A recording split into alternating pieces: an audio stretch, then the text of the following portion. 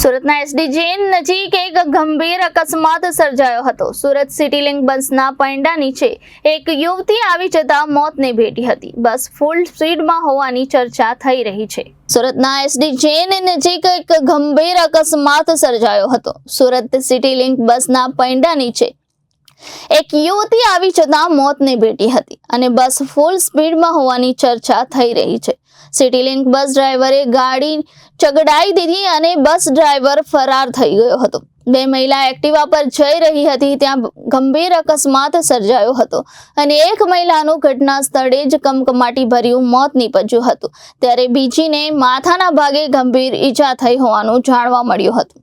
હાલ એક મહિલા સનશાઇન હોસ્પિટલમાં દાખલ છે અને મોતને ભેટેલ મહિલાની ઉંમર 32 વર્ષીય હોવાની વાત જાણવા મળી રહી છે અને બસ ડ્રાઈવર નશામાં હોવાની વાત જાણવા મળી છે। પોલીસ ઘટના સ્થળે પહોંચી લાશનો કબજો લઈ વધુ તપાસ હાથ ધરી હતી। Reporter Hitesh Prajapati, Janadesh news, Surat.